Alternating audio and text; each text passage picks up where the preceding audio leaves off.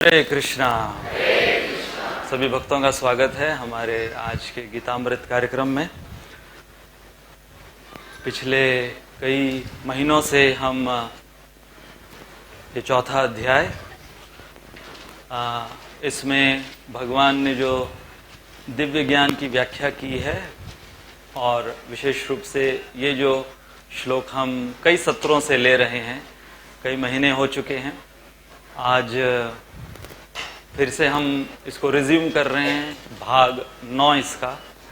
यदि आप लोगों को याद है तो भाग 8 था पिछला हमारा, 8 भाग हो चुके हैं इसके। ये श्लोक अपने आप में एक परिपूर्ण श्लोक है। वैसे तो भगवद गीता के सारे श्लोक अपने आप में परिपूर्ण हैं, परंतु विशेष रूप से ये एक श्लोक जिसके अंदर भगवान ने एक पूर्ण ज्ञान में स्थित व्यक्ति कि क्या परिभाषा होती है, उसके लक्षण क्या है और वो पूर्ण ज्ञान में स्थित होने के परिणाम क्या है। निराशीर्यत चित्तात्मा त्यक्त सर्व परिग्रह शारीरम केवलम कर्म पूर्वन्नाप्नोति किल्बिषम्। निराशीर्यत चित्तात्मा त्यक्त सर्व परिग्रह शारीरम केवलम कर्म पूर्वन्नाप्नोति किल्बिषम्। निराशीर्यत चित्तात्मा त्यक्त सर्व परिग्रह शारीरम केवलम कर्म पूर्वन्नाप्नोति किल्बिषम्। निराशीर्यत चित्तात्मा त्यक्त सर्व परिग्रह शारीरम केवलम कर्म पूर्वन्नाप्नोति किल्बिषम्।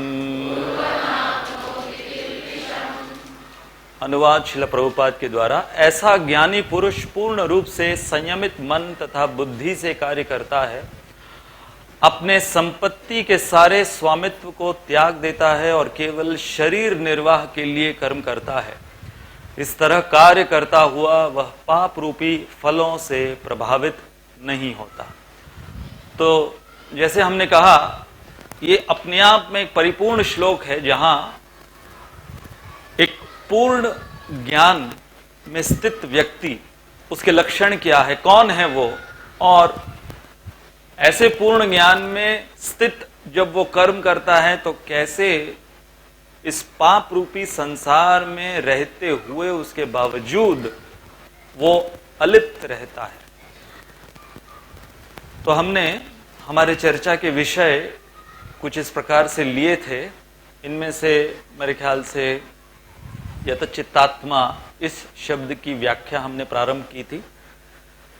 तो पिछले श्लोक से संबंध, फिर ये सारे जो मुख्य शब्द हैं इस श्लोक के, जिनके ऊपर भगवान गौर कर रहे हैं और हमारे जो टीकाकार हैं, वैष्णव टीकाकार भगवद गीता के इस श्लोक के ऊपर, इन शब्दों पर उनकी व्याख्या क्या है। तो पिछले श्लोक में पूर्ण ज्ञान में स्थित व्यक्ति कर्म करते हुए भी कर्म नियम के परे रहता है। तो अर्जुन का ये संदेह कि यदि भगवान आप मुझे पूर्ण ज्ञान में स्थित रहने के लिए बोल रहे हो,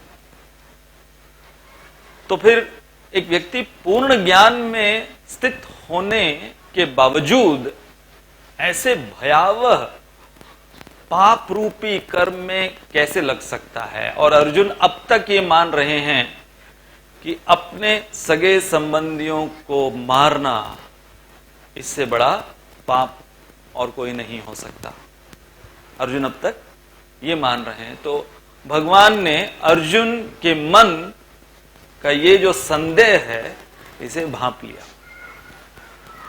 और फिर आया है ये 21वां श्लोक। तो निराशी इस शब्द से यह श्लोक प्रारंभ हुआ है। तो बलदेव विद्याभूषण उन्होंने अपनी टीका में इस निराशी शब्द के 4 अर्थ बताए हैं। सबसे पहला अर्थ निराशी का, जैसे कि इसमें यह शब्द है आशा, तो सारे आशाओं से जो मुक्त है। अब इसका मतलब यह नहीं कि वो व्यक्ति पत्थर समान हो गया है। जैसे कि यदि किसी के मन में कोई आशा ही नहीं है तो ज्यादातर ऐसे व्यक्ति को इस भौतिक संसार में डिप्रेशन का केस मानते हैं। आशाहीन, इंग्लिश में उसको कहेंगे होपलेस।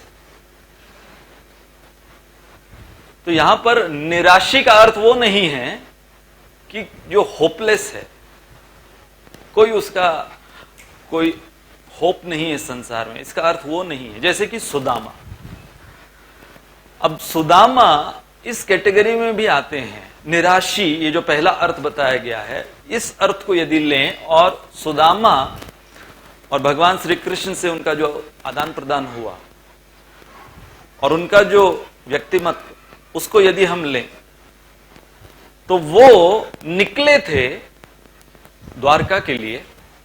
और एक दृष्टिकोण से देखा जाए, यदि लीला को हम फॉलो करें तो सुदामा गए थे कुछ आशा से, है कि नहीं?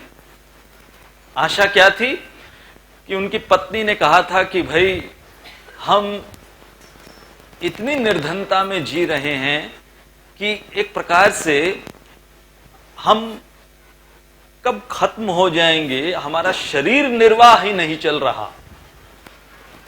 और वो अपने पति के विषय में चिंता कर रही थी, इसलिए भेजा कि मैं एक पत्नी हूं, एक गृहिणी हूं, तो मुझे कुछ तो चाहिए इस ग्रह को चलाने के लिए, कुछ तो धन संपत्ति चाहिए इस ग्रह को चलाने के लिए, तो मेरे लिए आप जाइए। तो सुदामा ठीक है, इनके लिए। अब वो चाहती थी कि इन्हें भी मिलेगा फिर कुछ। तो दोनों यदि देखा जाए तो इस आशा में सुदामा गए, परंतु वहां पहुंचने के बाद भगवान का दर्शन हो गया। वहां भगवान ने खुद छीन लिया जो लेकर गए थे।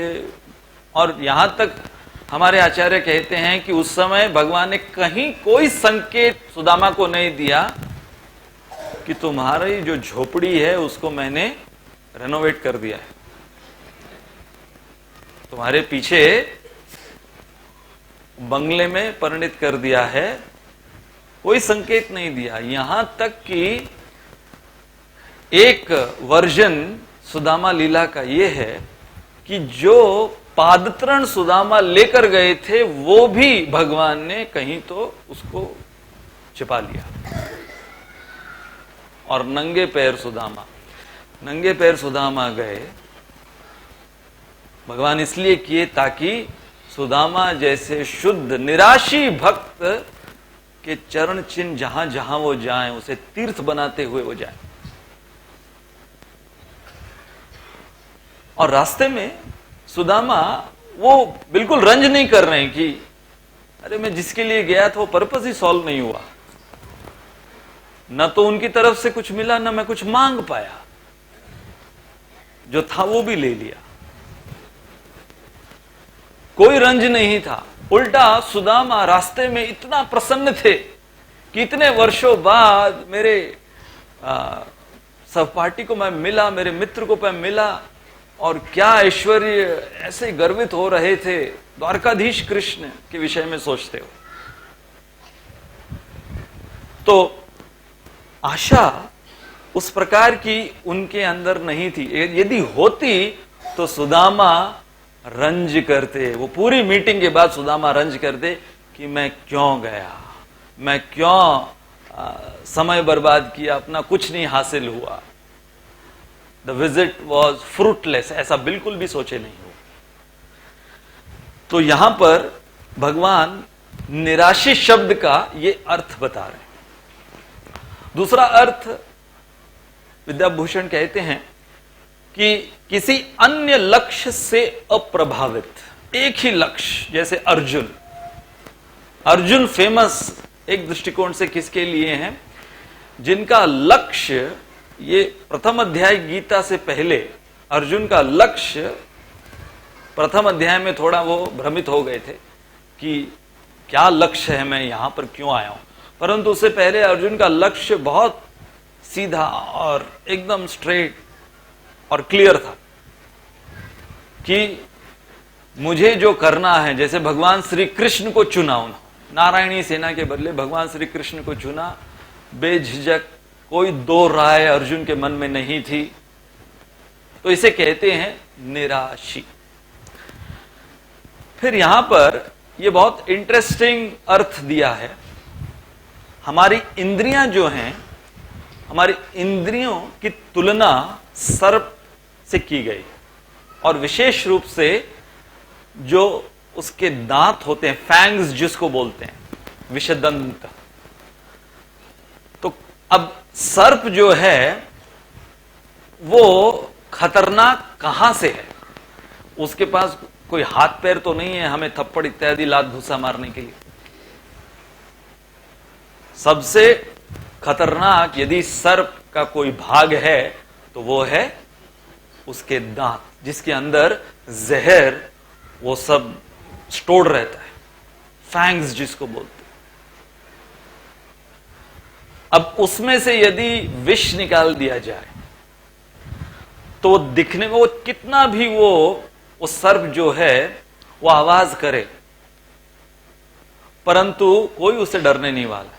तो ये उदाहरण दिया गया है कि जो निराशी भक्त है उसकी जो इंद्रियां हैं वो दिखती हैं इंद्रियां, जैसे कि सर्प के जो दंत हैं विषदंत दिखते हैं, परंतु विष उसमें से निकाल लिया जाए तो वो खाली दिखाने के दांत हैं,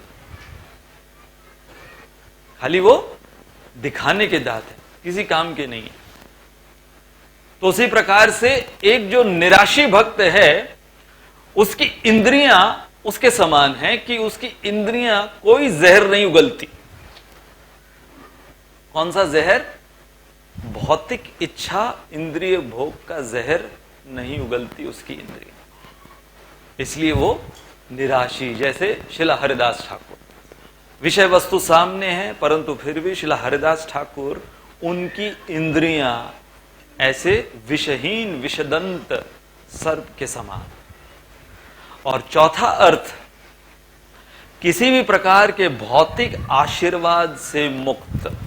ध्रुव महाराज, ध्रुव महाराज पूरी आशा से तपस्या के लिए गए, की भी उन्होंने तपस्या, और ऐसी तपस्या की भगवान को प्रकट करवा दिया। सारे देवी देवता भगवान के पास गए और बोले कि जाकर आप ही संभाल सकते हैं, पूरी सृष्टि में हड़कंप मचा दिया है इस 5 वर्षीय ध्रुव ने। तो गए भगवान संभालने के लिए, और जब भगवान का दर्शन किया तो आशीर्वाद क्या मांगा ध्रुव महाराज ने? ध्रुव महाराज ने जो सोच के गए थे, यदि हम देखें पहला अर्थ, तो ध्रुव महाराज एक प्रकार की भौतिक आशा से गए तपस्या करने के लिए। भगवान का दर्शन करने के पश्चात आशीर्वाद क्या मांगा? शुद्ध भक्ति और भगवान के शुद्ध भक्तों का संग, बस यही आशीर्वाद उनसे मांगा। तो मानो कि नारद मुनि जो उनको मंत्र दिए थे और उनको भेजे थे, या और कोई जो ध्रुव महाराज के निकट, वो अगर ध्रुव महाराज को पहले जो जानते थे पूछे कि भाई अरे क्या किया तुमने, सामने तुम्हारे इतना बड़ा प्रपोजल, और उस प्रपोजल को तुम ठुकरा दिए, और उसको तुम कहते हो कि क्या है? काचन विचिन्वन, कांच के टुकड़े में मांग रहा था। कांच भी नहीं, पूरा कांच भी काम आता है, पूरा कांच भी यदि हो तो वो भी किसी के काम आता है, परंतु कांच के टुकड़े केवल घाव पैदा करते हैं। तो वो जो एग्जाम्पल ध्रुव महाराज ने दिया है कि मैं कांच के टुकड़े मांगने के लिए आया, और बदले में मुझे आपकी जो कृपा प्राप्त हुई है, शुद्ध प्रेमा भक्ति मेरे हृदय में जो आपने जागृत कर दी, वो उस बहुमूल्य रत्न के समान। तो श्रील प्रभुपाद के भी पास टाइम्स हैं कि कई ऐसे भारतीय जो प्रभुपाद के पास आए थे कई ऐसे ट्रेन में प्रभुपाद को मिले, आशीर्वाद दीजिए हमारे परिवार को समृद्धि के लिए, स्वास्थ्य के लिए, इसके लिए उसके लिए। प्रभुपाद ने अपने शिष्यों को दिखाया, जो बैठे हुए थे, वो भी अमरीकी शिष्यों को दिखाया, यही है मेरे आशीर्वाद। ये बैठे हुए हैं, ये जो सर मुंडवाए हुए सैफरन में बैठे हैं, ये है मेरा आशीर्वाद। स्वामी जी हम चलते हैं, आपको आपका आशीर्वाद मुबारक हो, क्योंकि उनके लिए श्रील प्रभुपाद का वो आशीर्वाद अभिशाप, वो समझ रहे थे। तो निराशी, देखो एक शब्द भगवान ने यहां पर कहा निराशी। तो यदि हमें इस श्लोक को अपने जीवन में उतारना है, पहले शब्द को यदि जीवन में उतारना है, निराशी होना है, तो हमारे टीकाकार बता रहे हैं कि ये सारे जो अर्थ हैं उनको हमारे जीवन में उतारना होगा।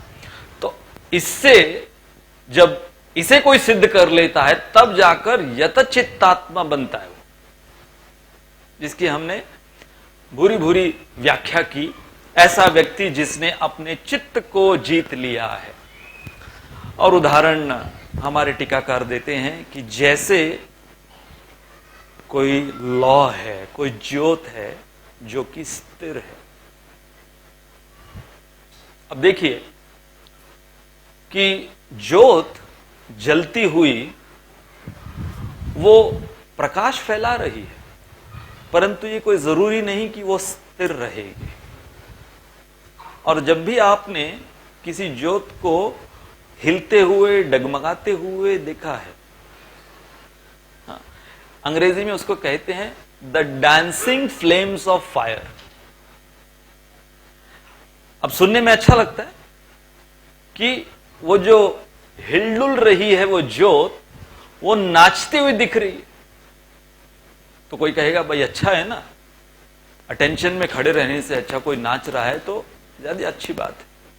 परंतु ये उदाहरण दिया गया है, भगवान ने भी उदाहरण दिया है कि जब किसी का मन अस्थिर रहता है तो वो ज्योत प्रकाश तो फैला रही है, परंतु उसका कोई ठिकाना नहीं कि कब तक वो जलती रहेगी। अर्थात वो प्रभावित हो रही है हवा से, और वो हवा यदि ज्यादा हो जाए तो वो ज्योत बुझ भी सकती है।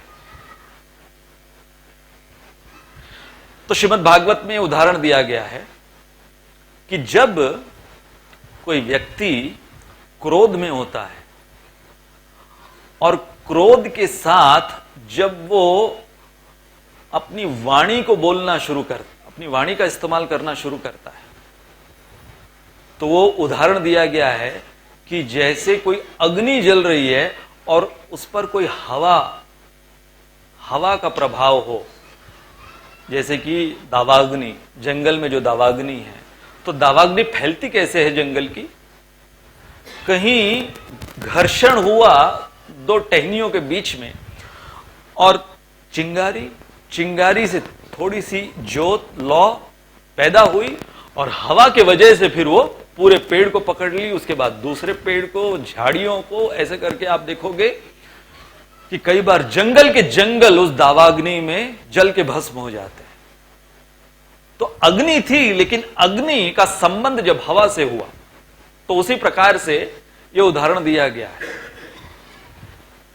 अब इसका दूसरा उदाहरण है कि जब हमारी ज्योत, यदि भक्ति की ज्योत, वो एक मोमबत्ती के समान है, छोटी सी, और हवा जो कि इस भौतिक संसार के जो अलग अलग प्रकार के प्रलोभन हैं, वो यदि बहने लगे तो फिर वो तो हमारी तो बुझ जाएगी। परंतु शुद्ध भक्त, उनकी जो भक्ति है वो एक दावाग्नि के समान है, और जब इस भौतिक संसार की तकलीफें आती हैं हवा के रूप में, तो वो और ज्यादा उभर कर, प्रज्वलित होकर उनकी भक्ति दिखती है, जैसे पांडव इत्यादि, ध्रुव, प्रहलाद इत्यादि। जैसे हाल ही में हम एक सेमिनार के तैयारी कर रहे थे, कॉर्पोरेट सेमिनार की, तो उसमें हमने ये एक रिसर्च पढ़ा, रिसर्च पेपर, जिसके अंदर आजकल जो ये अस्थिरता है हम सब के अंदर, तो उसका एक एक्सपेरिमेंट किया गया। और एक्सपेरिमेंट ये था, स्पेशली अमेरिका में पूछा गया कि एक जो रोजमर्रा का लाइफस्टाइल है किसी का वहां पर, तो उसमें एक बंदा दिन भर उसके फूड चॉइसेस कितने होते हैं, इसके ऊपर सर्वे निकाला गया। तो 90% लोगों ने कहा 8 से 9। यदि पूछा जाए, हम लोगों को पूछा जाए कि हमारे दिन के फूड चॉइसेस कितने होते, हम भी कितना, और डिपेंड करता है कि भाई दिन कौन सा है। अब जैसे बुधवार का दिन है तो यहां पर कोई कितने भी चॉइस कर लो, जो मेनू बना है वही मिलने वाला है आपको। तो ऑन एन एवरेज ये पूछा गया कि फूड चॉइसेस, तो 90% लोगों ने कहा 8 to 9।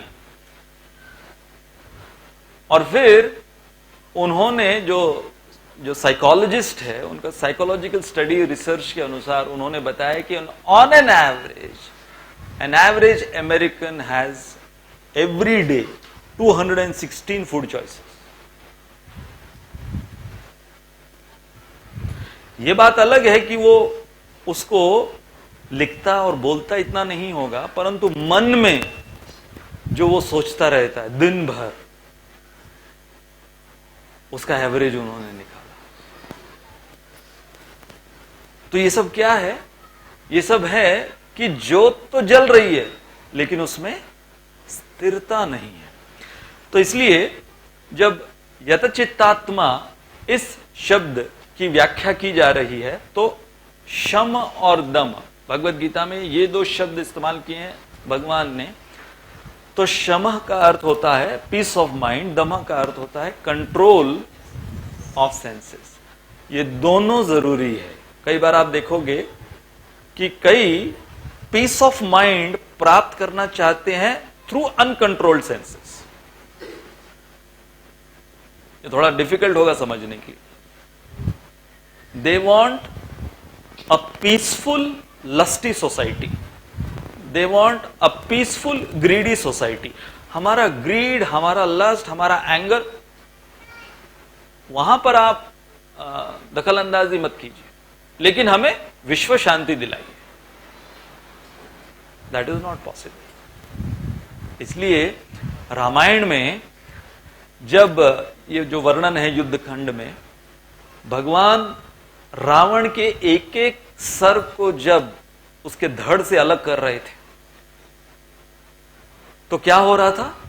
शम दम, शम दम, शम दम। एक एक सर नीचे जब गिर रहा था, फिर से दूसरा आ जाता, फिर से आ जाता। जैसे एक सर को नीचे गिराया, नया पैदा हो जाता था। तब फिर उन्होंने वो हृदय में ब्रह्मास्त्र छोड़ा, तो वो है कृष्ण प्रेम या श्री राम प्रेम फाइनली। तो शम दम ये भी पर्याप्त नहीं है यतचित्तात्मा के लिए, क्योंकि उसकी हम चर्चा करेंगे कि उसके ऊपर कहां जाना है हमें। भगवान कह रहे यतचित्तात्मा के ऊपर है मत चित्त मदगत प्राण बोधयंत परस्परम, कि जो मेरे चित्त में लगा हुआ है या जो जिसका चित्त मुझ में लगा हुआ है। तो मन नियंत्रण के जो 4 प्रकार हैं, साम दाम दंड भेद। ये जो साम दाम दंड भेद क्या है? जैसे ये तो हमने अक्सर सुना होगा कि किसी को भी आपको मनाना है, मनवाना है, तो बोलते हैं ना साम दाम दंड भेद के द्वारा, कि आप उसको रिझाइए, कुछ दान दीजिए। उसी प्रकार से मन जो है, मन को आपको हर समय, जैसे कि घोड़े को कैसे लगाम से नियंत्रण में किया जाता है, कभी खींचना होता है, कभी छोड़ना होता है। अब ये देखिए, मन जो है इसमें कभी कभी आपको उसको दंडित करना होगा, क्योंकि हर बार वो जो कह रहा है, बहुत बार वो जो कह रहा है उसको देना भी पड़ता है। जैसे कि जब कोई निर्जला उपवास कर रहा है, उसके वजह से बहुत तकलीफ हो रही है और मन बार बार बार बार केवल पानी पानी पानी पानी उसी के बारे में सोच रहा है। तो हमारा भक्ति का सिद्धांत क्या कहता है? भक्ति का सिद्धांत कहता है कि भाई उसका जो पर्पस है, पर्पस क्या है कि तुम भगवान पर अपना मन लगाओ, चिंतन उनका करो, पानी का नहीं। तो उस समय यदि मन वो चिल्ला चिल्ला कर कह रहा है तो दे दो उसको और उसको शांत करो। तो साम दाम, तो ऐसा नहीं कि फिर वो जो भी मांगेगा तो मन क्या, मैंने पानी मांगा तो पानी दे दिया, अब थोड़ा लाल पानी भी चाहिए। नहीं, तो कब ये साम नाम इस्तेमाल करना है, कब दंड इस्तेमाल करना है, और भेद। अब देखिए, मन ये कैसे हमारे अंदर भेद पैदा करता है, डिवाइड एंड रूल। हम लोग हमारे एक माइंड कंट्रोल सेमिनार में ये उदाहरण दे रहे थे कि मन वो किस प्रकार से हमें धोखा देता है, और हम सब ने उसकी ऐसी धोखाधड़ी इसका अनुभव किया। कल्पना कीजिए कि कोई व्यक्ति है, वो आपको प्रेरित करता है, उकसाता है एक बैंक लूटने में, पूरा प्लान बताता है, आपको इंस्पायर करता है, मोटिवेट करता है, बैंक लूटने में कहता है कि ये पूरा फुल प्रूफ प्लान है, 10 करोड़ रातों रात तुम्हारे हो जाएंगे, पकड़े भी नहीं जाओगे, करोड़पति रातों रात, मैं रहूंगा तुम्हारे साथ, दोनों मिलकर मैं लीड करूंगा इस पूरे बैंक रॉबरी को। आप कन्विंस हो जाते हैं, आपको वो कन्विंस करता है, हुआ, बैंक रॉबरी हो गया, आपको मिले सब कुछ, 10 करोड़ भी आपको मिल गए, और उसके बाद आप पकड़े गए। कहीं तो कुछ था जो उसने बताया नहीं था, जो बाद में वो पुलिस को पता चला, और एक सुराख जिसको कहते हैं वो उनको मिला। किसका? हमारा, उसका नहीं। जिसने प्रेरित किया था उसका कोई एविडेंस कहीं नहीं मिला, उसके फिंगरप्रिंट्स कहीं नहीं, हमारे मिले और हम पकड़े गए, कोर्ट में ले जाया गया, कटघरे में खड़े हैं और पैरवी शुरू हुई। जैसे ही हमने गर्दन घुमा के देखा, जज कौन है?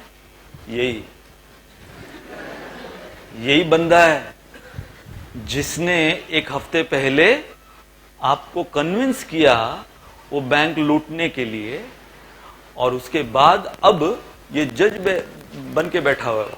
कैसा लगेगा आपको? तेरी, तू मुझे प्रेरित किया और अब तुम जज वहां पे वो सेंटेंस कर रहा है कि इसे 10 साल की सजा होनी चाहिए, और वो भी कड़ी सी कड़ी सजा होनी चाहिए। कैसा लगेगा आपको? ये है मन हमारा।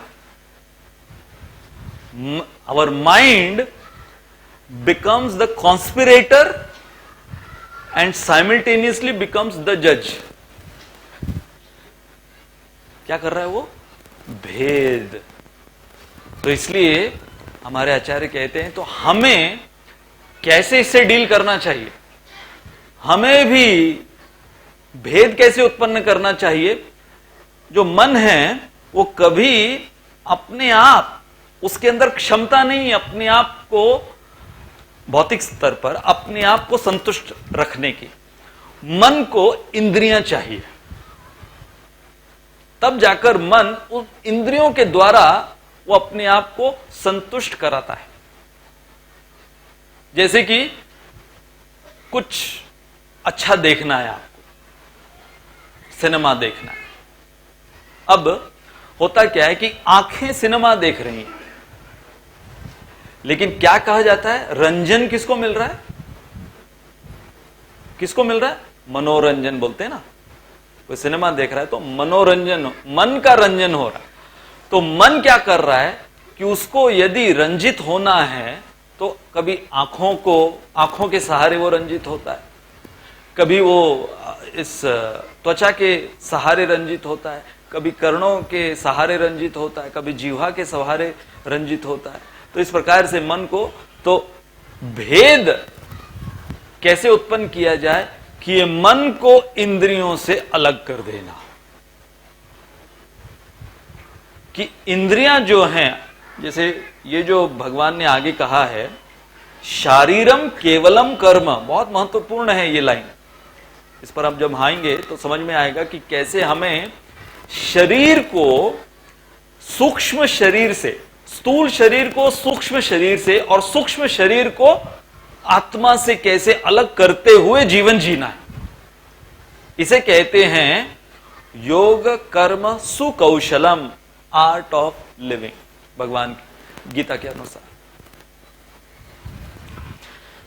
अब देखिए, जब किसी व्यक्ति को ये जो नियंत्रण करने के प्रकार हैं, या जो आगे चलकर हम सुनेंगे, जब वो नहीं पता होते, तो भौतिक स्तर पर आजकल क्या विकल्प है इस मन को नियंत्रण करने के लिए। एक बहुत इंटरेस्टिंग वीडियो आपको दिखाना चाहेंगे कि आजकल भौतिक स्तर पर इस मन को नियंत्रण करने के लिए लोग कौन कौन से चित्र विचित्र वो खोज के निकाल रहे हैं।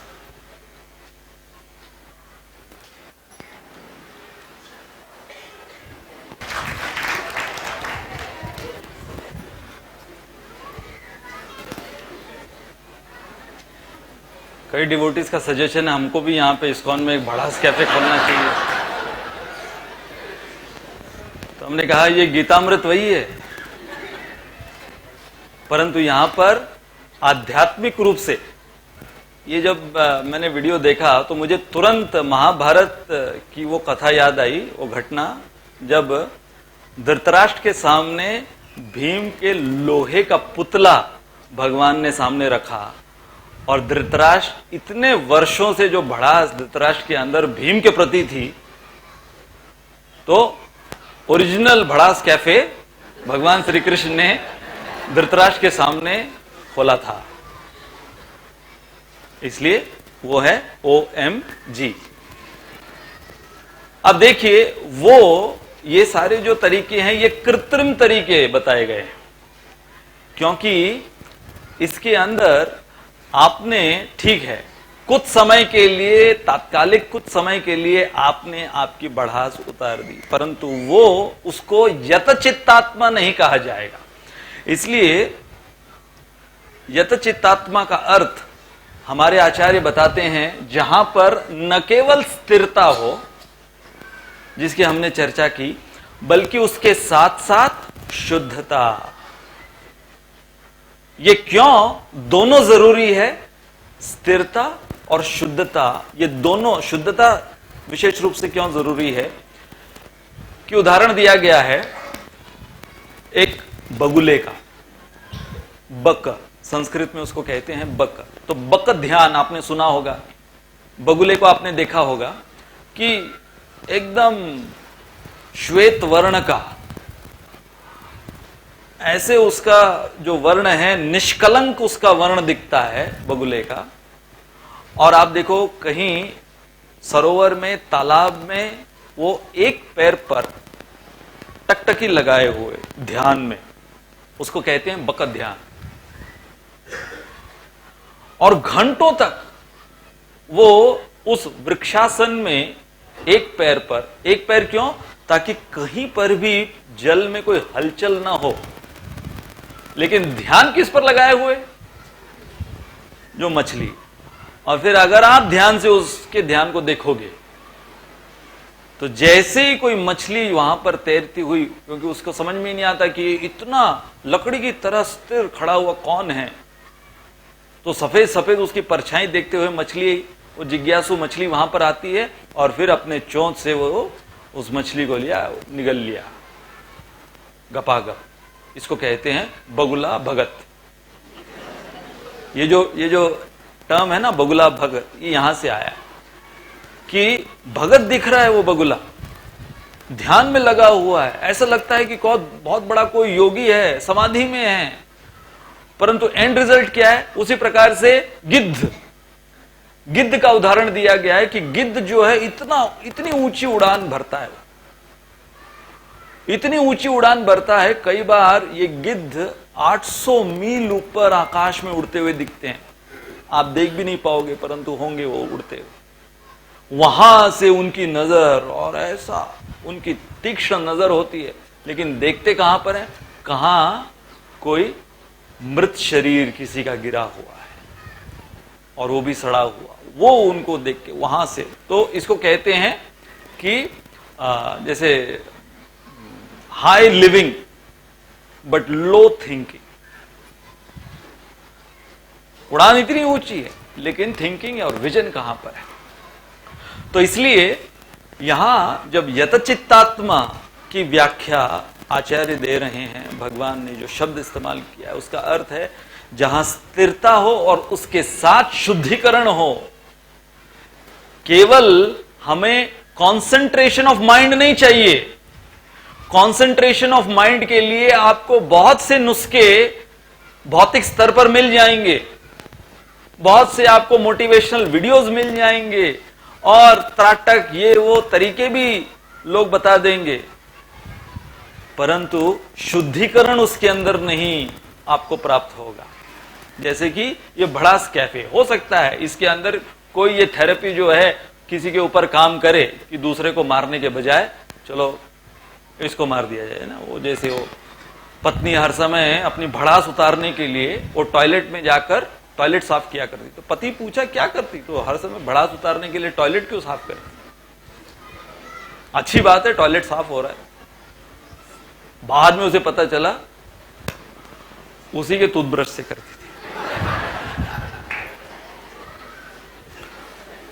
तो उसमें शुद्धिकरण नहीं हो रहा है। इसलिए शुद्धिकरण के लिए, स्थिरता के साथ शुद्धता के लिए ये सारे जो नुस्खे बताए गए। क्योंकि देखो आजकल डिस्ट्रैक्शन के लिए कितने अलग अलग तरीके हैं।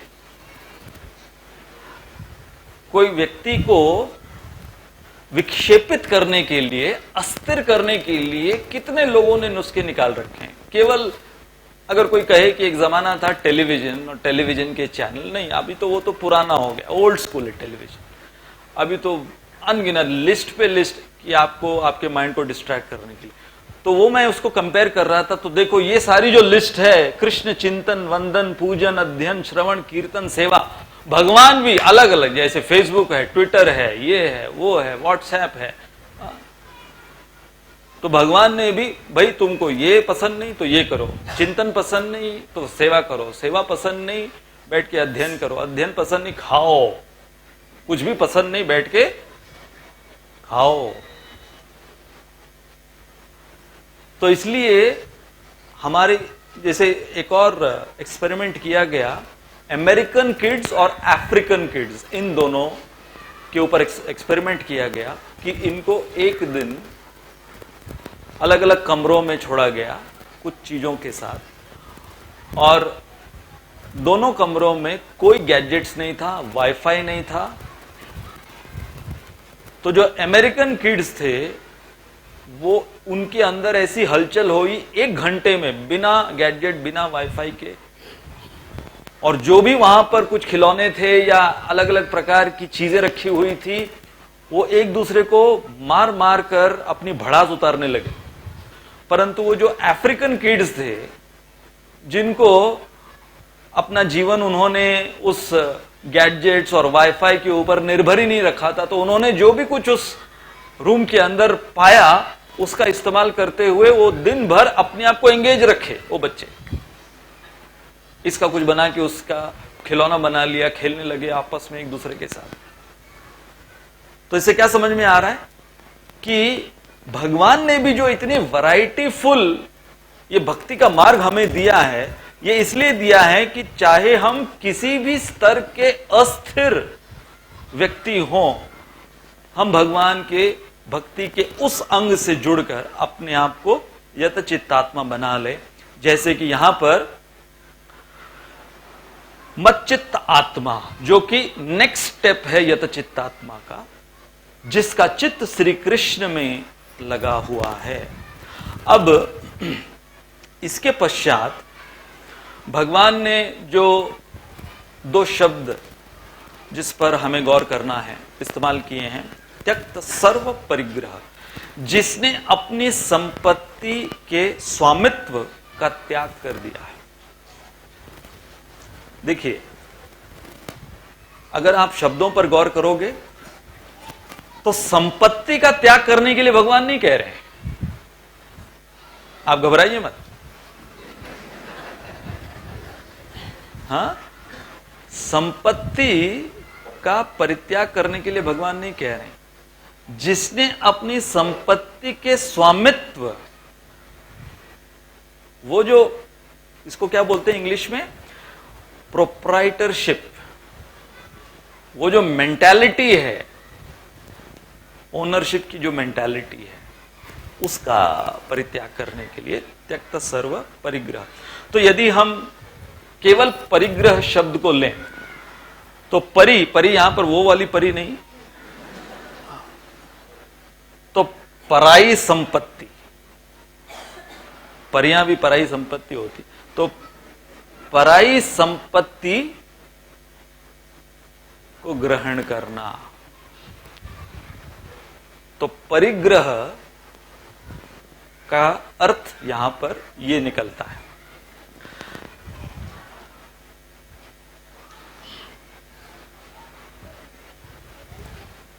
राम नाम जपना, पराया माल अपना, इसको बोलते हैं परिग्रह।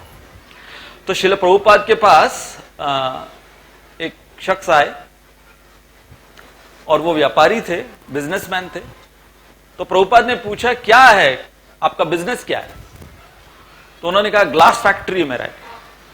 तो ग्लास फैक्ट्री, तो प्रभुपाद पूछे हाउ इज ग्लास मैन्युफैक्चर्ड, कैसे बनता है ये कांच, कैसे बनता है? तो उन्होंने कहा रेती, पानी और उसको एक पर्टिकुलर टेम्परेचर पर उससे कांच बनता है, ऐसे उन्होंने एक्सप्लेन किया। तो प्रभुपाद ने पूछा वो रेती कहां से लाते हो और वो पानी कहां से लाते हो?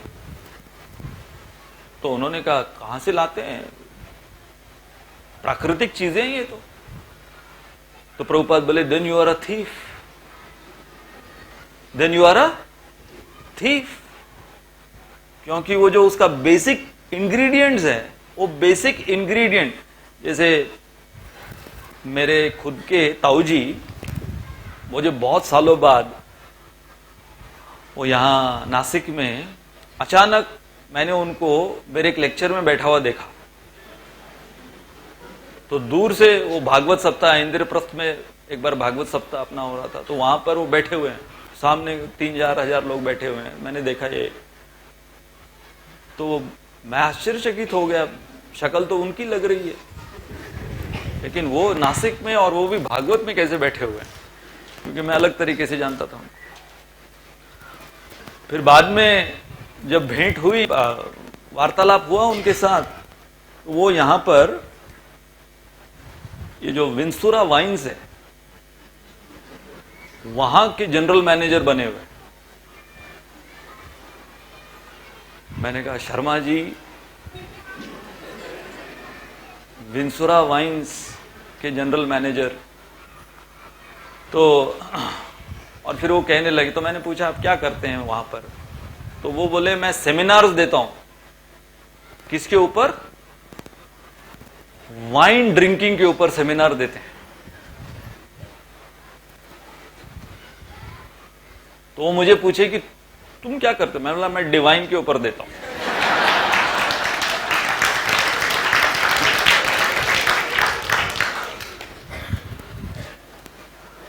तो मैंने उनको पूछा कि ये, तो मुझे बुला रहे थे दिखाने के लिए कि वाइन कैसे बनती है। मैंने बोला नहीं ठीक है, आप बता दीजिए। तो यहाँ नासिक में हम सब जानते हैं सुलह, ये वो सब वहाँ पर क्या होता है। तो वो बता रहे हैं कि कैसे अंगूर और उसको कैसे सड़ा के ये वो रेड अंगूर से कैसे वो वाइन बनाते हैं। तो फिर मैंने पूछा तो ये मतलब इसमें तो जो खूबी है वो तो अंगूर की हुई ना, आपने तो उसको सड़ा दिया, भगवान ने तो उसको एकदम ताजा बनाया। हम लोग क्या करते हैं, जैसे कि चावल जिसको भगवान हमको ताजा बनाकर सूर्य के द्वारा, पृथ्वी के द्वारा बनाकर देते, उसको हम सड़ाकर फिर उसका जो भी देशी दारू बना लेता है कोई। तो कोई आलू को सड़ा के उसकी दारू बना लेता है, कोई इसको सड़ा के इसका वाइन बना लेता है, और फिर वो ऐसी ऐसी बोतलों में डालकर आलीशान दिखती है, ऐसी ऐसी अलग अलग वो शेप्स की, रंग रूप की बोतलें होती हैं, और वो कौन से ग्लास में भी, जिसकी एक टांग वाली ग्लास होती है उसके अंदर डाल के पीते हैं, और पीने से पहले फिर एक दूसरे के ग्लास को लगाते हैं, उसको क्या बोलते हैं, चीयर्स, कि ले भाई, हाँ, फोड़ ले तू, तेरे भी कर्म मेरे भी कर्म, एक दूसरे को फोड़ते हुए पियो उसको। तो मैंने पूछा कि ये जो भगवान प्राकृतिक रूप में दे रहे हैं, न केवल उसकी चोरी की हुई है, बल्कि उसके पश्चात जो उसका निष्कर्ष निकाला जा रहा है आजकल। तो देखो कि एक तो ठीक है, कोई यदि किसी का माल लूटता है, माल लूटने के बाद यदि अगर वो रॉबिन हुड की तरह दूसरों की मदद करे, वो अलग बात है, रॉबिन हुड ऐसा किया करता था। लेकिन यहां पर ये क्या हो रहा है, भगवान कह रहे हैं न केवल परिग्रह बल्कि सर्व परिग्रह। और उसके आगे का शब्द बहुत महत्वपूर्ण है, त्यक्त। त्यक्त मतलब त्यागना, पराई संपत्ति को पूर्ण रूप से त्यागना।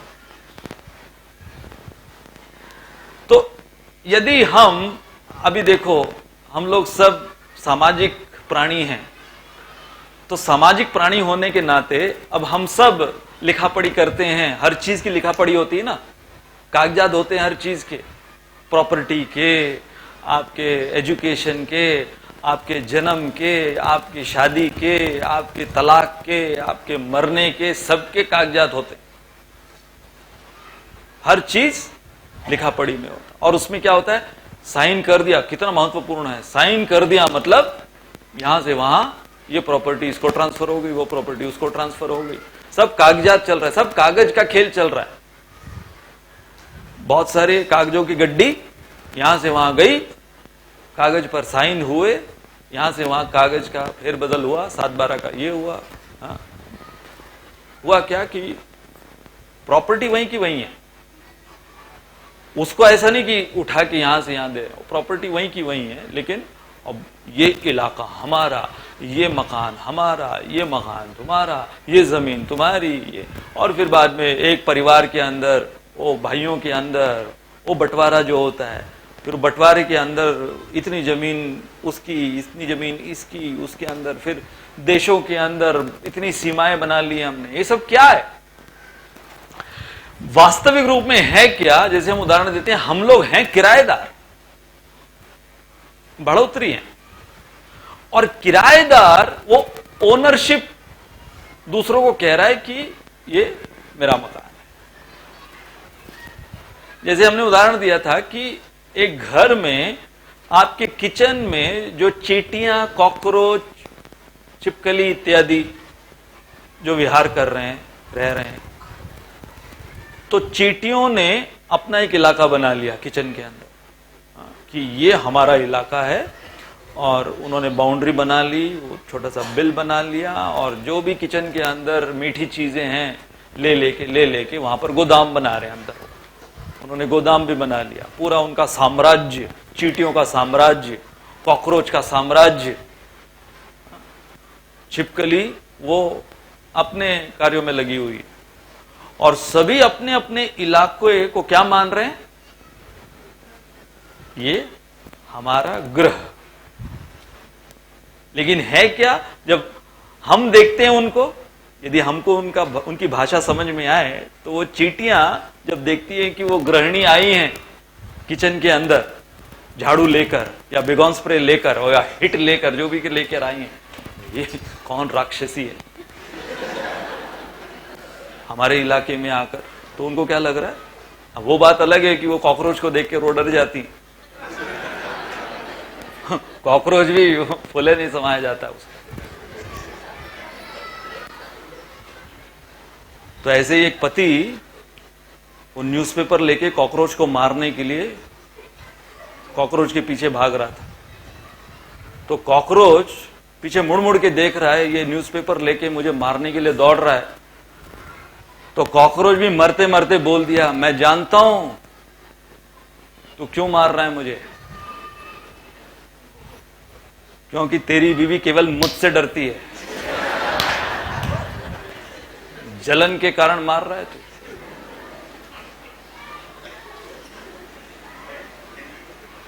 तो ये एक अलग किस्सा है, इसलिए जब उसको पूछा गया कि अगले जन्म में तुम क्या बनना चाहोगे, तो उसने भगवान से कहा कॉकरोच।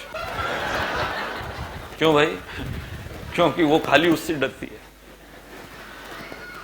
तो कॉकरोच हो चींटी हो, वो लोग ने क्या कर लिया है, उसे अपना परिग्रह बना लिया है। किसी पराये का है उसको अपना ग्रह बना लिया और उसका 7/12 निकाल के, ये किचन का ये इलाका मेरा है, ये कॉकरोच मेरा है।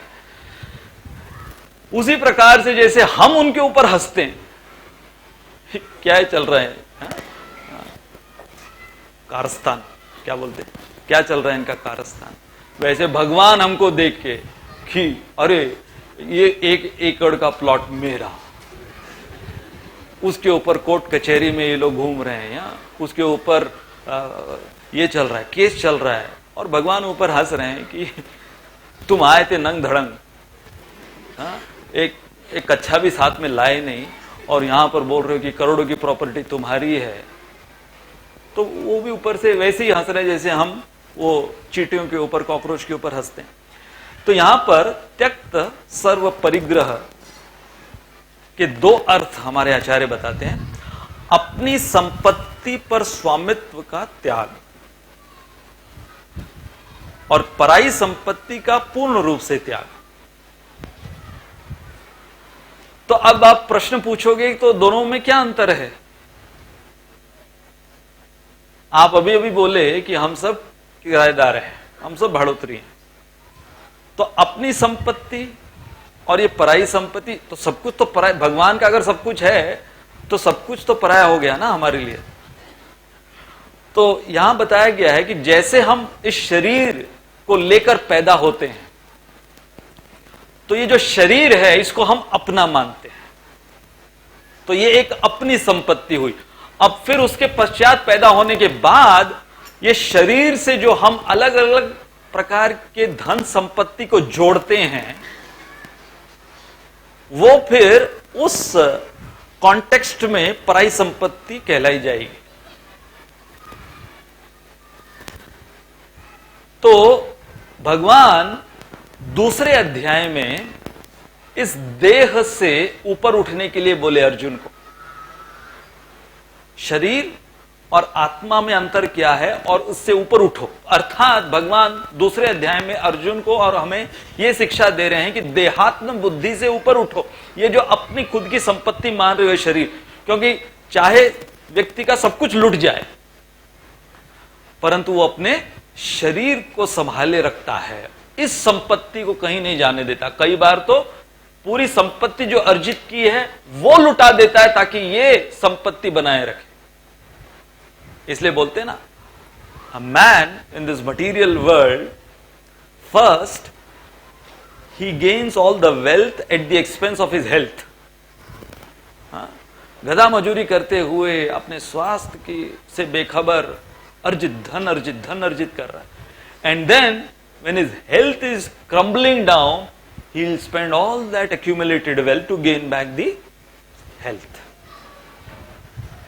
तो अब प्रकृति क्या करती है कि ये शरीर जो है, इस शरीर को धीरे धीरे यदि हम अपनी स्वेच्छा से इस संपत्ति का परित्याग नहीं करेंगे तो प्रकृति के नियम के अनुसार हमें परित्याग करना ही पड़ेगा जबरन। इदम शरीरम परिणाम पेशलम पतत्य अवश्यम शत संधि जर्जरम किमौषधिम पृच्छसि मूढ़ दुर्मते निरामयम कृष्ण रसायनम पिब। तो इस सुंदर श्लोक में कहा गया है कि ये शरीर हमारा, जिसे हम हमारी पर्सनल संपत्ति मानते हैं, क्या हो रहा है? पतत्य अवश्यम, ये लुट रहा है शरीर। क्या व्याख्या है? शरीर सरक रहा है जो मृत्यु की ओर। तो ये लुट रहा है शरीर। इसमें जो संधियां हैं, शत संधि जर्जरम, सब जर्जर होते जा रहा है, जीर्ण होते जा रहा है। अर्थात एक एक कर कर जिसको हम अपनी संपत्ति मानते थे, क्या? जैसे कि जुल्फें, हमारे केस, उसको हम हमारी संपत्ति मानते थे, धीरे धीरे क्या हो रहा है? झड़ते जाते हैं, सफेद होते जाते हैं, फिर झड़ते जाते हैं। हमारे दांत, हमारी त्वचा, हमारी आंखें, ये सारे जिसको हम हमारी संपत्ति मानते थे, है कि नहीं? हम सब अनुभव कर रहे हैं ना, धीरे धीरे ये एक एक कर कर दगा दे रहे हैं हम। जिनको इतना खिलाया, इतना पिलाया, इतना खर्चा किया इस गुर्दे के ऊपर, इस हृदय के ऊपर, और वही हृदय रोग में हमको दगा दे के चला जाता है। मुझे तूने इतना खिलाया, ले मैं बंद होके तुझे भी बंद कर। तो ये एक एक कर कर हो रहा क्या? भगवान ने बोल दिया कि स्वस्थ अवस्था में इस चेतना में आ जाओ कि ये एक दिन जाने वाला है, इसलिए तुम इस संपत्ति को जो इसके मालिक है उसकी सेवा में लगाओ। और उसकी चर्चा हम हमारे अगले सत्र में करेंगे। शारीरम केवलम कर्म, जो पूर्ण ज्ञान में स्थित है वो केवल शरीर निर्वाह के लिए कर्म करता है, और इस शरीर को वो केवल भगवान को प्रसन्नता देने के कर्मों में लगाता है। इसलिए यहां ये जो महत्वपूर्ण शब्द है, दो शब्द, त्यक्त सर्व परिग्रह, कि सबसे पहले ये समझ लेना कि हमारा शरीर और शरीर से संबंधित जितनी संपत्ति है वो सारी संपत्ति का परित्याग हमें करना है, सर्व परिग्रह त्यक्त। तब जाकर हम इस संसार, ये जो पाप रूपी संसार है, हमारे कर्म जो कि उसमें लिप्त रहते हैं, उनसे ऊंचा उठकर हम पूर्ण ज्ञान में स्थित हो सकते हैं। बहुत बहुत धन्यवाद। हरे कृष्ण।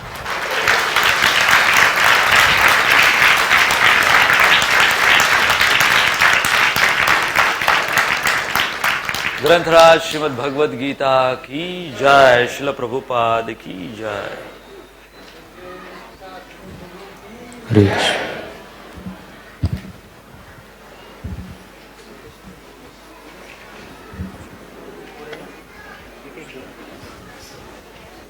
हरे कृष्णा। तो कुछ अनाउंसमेंट्स इस प्रकार से है। सर्वप्रथम जो हमारा महोत्सव चले गौर पूर्णिमा से लेकर के रंगपंचमी तक, तो उसमें महाराज लोग भी यहाँ पे आए थे, उनके साथ कई सारे शिष्य भी यहाँ पर उपस्थित थे। तो नासिक और उस वहाँ पे रहने वाले भक्तों का सेवा भाव देख के सब लोग बहुत खुश हुए हैं। तो इसलिए हम सभी का धन्यवाद देना चाहेंगे।